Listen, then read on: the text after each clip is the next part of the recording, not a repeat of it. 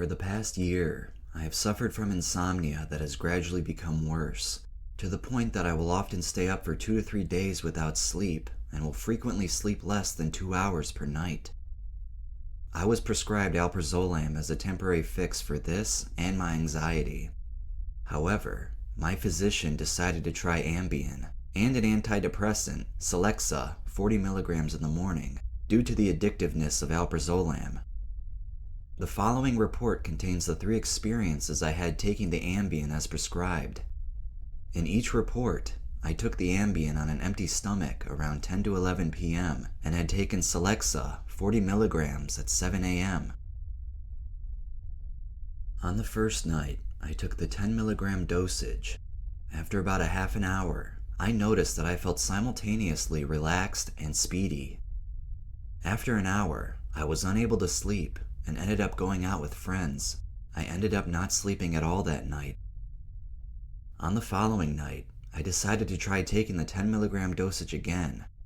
As with the first experience, I was unable to sleep that night and felt simultaneously relaxed and speedy. I waited 2 days and then decided to give Ambien one last chance. I took the 10 milligrams and after approximately 15 minutes, I fell asleep. The next memory I have after this is me repeatedly falling in the bathroom. However, I do not remember feeling any pain from falling and thought that I was bouncing off of the ground and standing up again. The next memory was about 15 seconds of me chasing my cat around outside of my apartment building. At around 4:30 a.m., I came to. I noticed the taste of blood in my mouth and then noticed that my nose was bleeding. I didn't think much about this, assuming that this was just a side effect of the medication. I was obviously still not thinking clearly. After about 10 minutes, I decided to go to the bathroom and look at my nose. As soon as I walked into the bathroom, I noticed that my bathtub, most of the bathroom floor, the toilet, sink, and the walls were covered in blood splatters. I looked in the mirror and noticed that my nose was slightly crooked. After feeling my nose, it felt like I had broken something. I also noticed that I was wearing 2 t-shirts. Neither one was what I fell asleep in, and a different pair of pants than I fell asleep in. I also noticed a trash bag, which was filled with the clothes I fell asleep in, and 2 towels, which were all covered in blood. I also noticed a carbon copy of a check for Speedway for $2.12 on the sink, dated for this day. I then began to throw up for the next 10 minutes straight. After this, I decided to look around my apartment in order to find a clean set of clothes. I noticed that half of my clothes were missing. I later went down to the laundromat on the bottom of my building and found the clothes in the washer. I also noticed a few other odd things, such as the dirty dishes in the dishwasher being clean, and numbers on my call list for the time that I thought I was sleeping. At 7 a.m., I called in sick to work due to feeling spacey and sick to my stomach. I decided to call the people that were on my dialed calls list for the time that I thought I was sleeping. The first person was my mother. From her report, I had called her and seemed really out of it. During this call, I told her that I had taken 4 more Ambien due to the Ambien not working. The second person I contacted was an ex-girlfriend of mine. She said that I called, telling her that I felt like I was rolling, only without the positives, and kept mumbling about random topics that didn't make any sense. The third person that I called said that I made a few strange noises, and then I hung up. Even after talking to these people, I do not remember any of these calls. From the report of others, and the observations I had made the next day, it seems that I had taken 4 additional Ambien in my sleep, had fallen down repeatedly in the bathroom, then washed myself up, changed my clothes, washed a load of dirty clothes, and did the dishes. During this time, I had also called people for no apparent reason. I also went to a Speedway and bought an energy drink at some point during the night, but I'm unsure if I drove or if I went with someone else. Overall, Ambien was not an effective sleep aid at all for me. Even though I have had no problems with amnesia taking any other substances in the past, Whether prescribed or not, I had a period of about 5 hours that I do not remember after taking the Ambien. I have been prescribed Xanax, highest dosage, 2 milligrams per day as needed, and had absolutely no problems with amnesia after taking this. And I've taken other benzos in rather high amounts in the past recreationally without any amnesia. My physician said that the amnesia and other problems may have been caused by taking additional Ambien in my sleep. From my experience and reports that I've heard from others, it might not be a bad idea to hide my prescription in a place where I will not be able to access it after taking it, since I could have caused a lot more harm to myself and others due to the state of mind that I was in after taking this.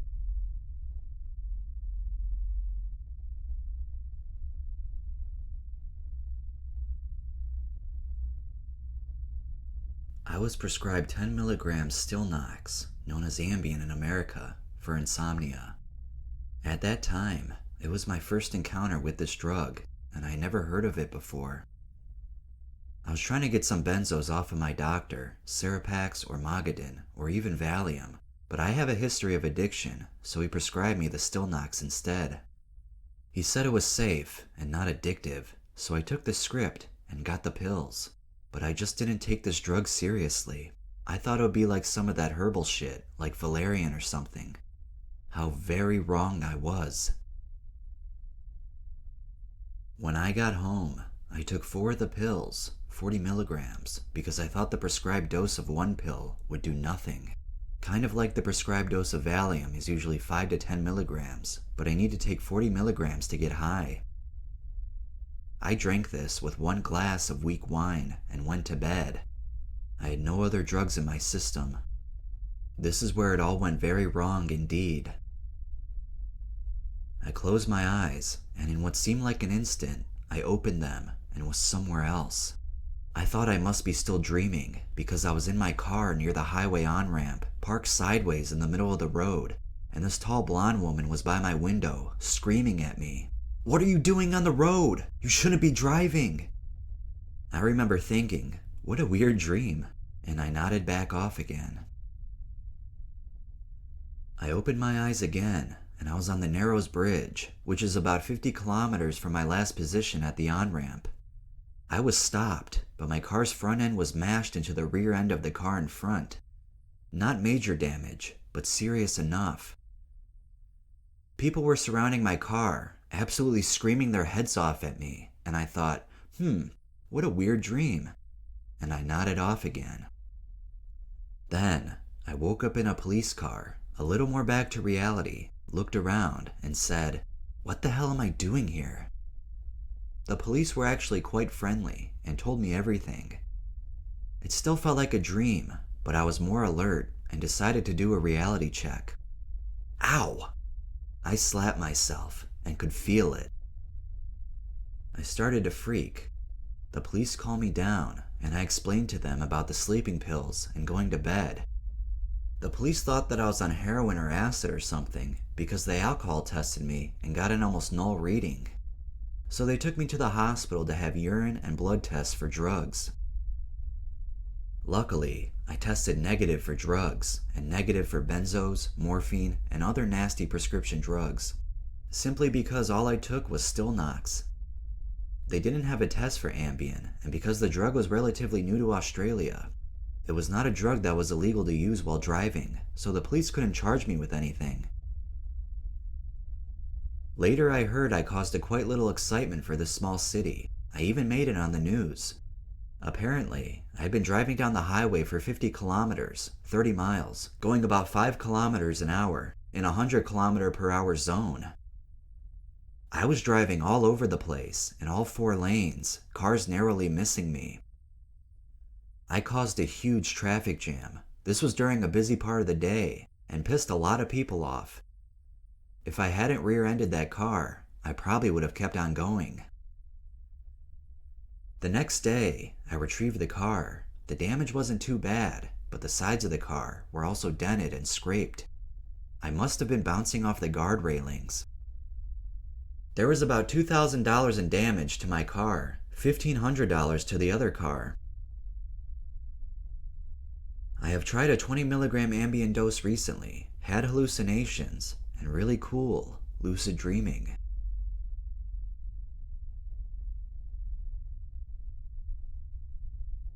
Oh man, I took way too much Ambien. Oh my god, I'm hallucinating a Tales from the Trip video. And it's an Ambien video? Oh my god, I'm so fucked up right now. No, dude, this is real. Oh shit, that's crazy. Wait a second. Oh my god, I didn't even like it. I better fucking like this shit. Oh my god, I gotta spread the algorithm around YouTube. Oh my god, here, let me hit like really quick. Alright, cool. Oh, and I'm not subscribed? Oh my god, dude, I am doing a bad service to this channel and other small YouTubers that want to grow. I better hit subscribe. This dude is fucking crazy. I'm gonna tell my friends about this channel because they would like it too, and we're all on Ambien right now. Dude, you're the only one that took Ambien. Shut the fuck up, Jerry.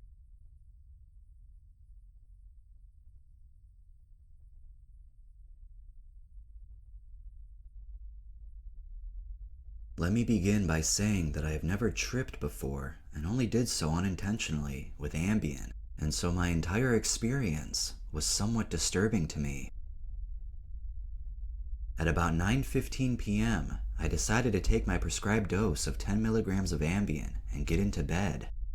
This is where it gets fuzzy. I first noticed I was experiencing something amiss when my eyes began to have problems focusing. I looked at my arm and noticed a tracer, which at the time I coined my color shadow.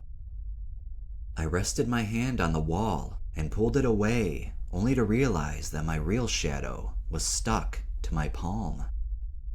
So I shook my hand to remove it and became concerned about my color shadow taking so long to catch up.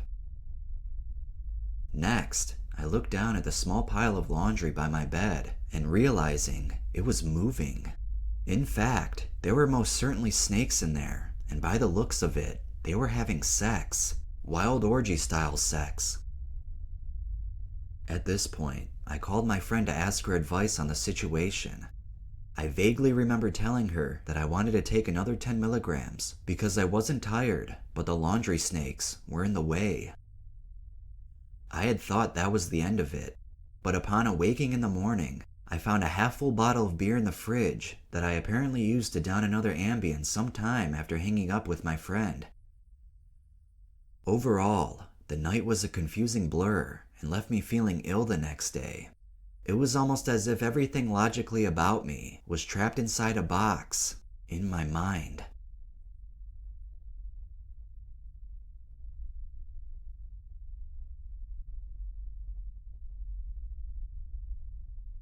Almost 1 year ago, by luck or lack thereof, I was introduced to a unique drug of epic proportions. I had no idea that what began as a small case of insomnia would soon result in the most terrifying experience of my entire life. As a child, I had several near-death experiences, and not one of them could possibly amount to what this incredibly potent drug did to me. After almost an entire week of sleepless nights, my mother decided to give me one of her sleeping pills, unaware of the consequences. I swallowed the tablet and was instructed to get in bed immediately and try to sleep. This entire experience occurred long before I had any knowledge of the drug, giving me a reason to be somewhat nervous. I attempted to close my eyes several times in the next 10 minutes, still no sleep. I tossed and turned, hoping to eventually fall asleep, but had no such luck. A total of 15 minutes had passed when the effects of the drug began to hit me. For 30 seconds I felt lightheaded, and suddenly the hallucination struck me like a nuclear bomb. I was now immersed in the world of Ambien. I pulled the blankets around me as I saw a number of large men walking aimlessly around my bedroom. These images faded with time and were replaced with strange noises that I cannot accurately describe. I was terrified. I quickly rolled out of my bed and was simultaneously burdened with the weakening effects of the drug. I stumbled out of my room, nearly falling several times. Once out of my room, I began heading for my brother's room, seeking comfort. As I neared his room, I witnessed a sight which haunts me to this day. No more than 5 feet away from me, I saw an evil-looking little girl, similar to the character from the popular horror film, The Ring. The image was so strong and so vivid that I would have sworn she was real. I quickly stumbled into my brother's bedroom, waking him. Before I had the time to explain my current situation, he had already pushed me out of his room and told me to go to bed. I began to feel more comfortable walking, so I quickly jogged to my parents' room, where I hoped to be free of these horrifying illusions. I woke my mom as I crawled into her bed. She asked me what was wrong, and I mumbled something about my current state of mind. After being interrogated for many minutes, I finally managed to describe what was happening to me. She wrapped me in a blanket on her bed and attempted to calm me. I continued to hallucinate for what seemed like hours and was eventually talked into a short night's sleep. The hallucinations after entering my parents' room are still unclear to me, as I cannot remember much of that terrifying night. Since then, I have taken Ambien twice, never once experiencing anything close to that unforgettable night.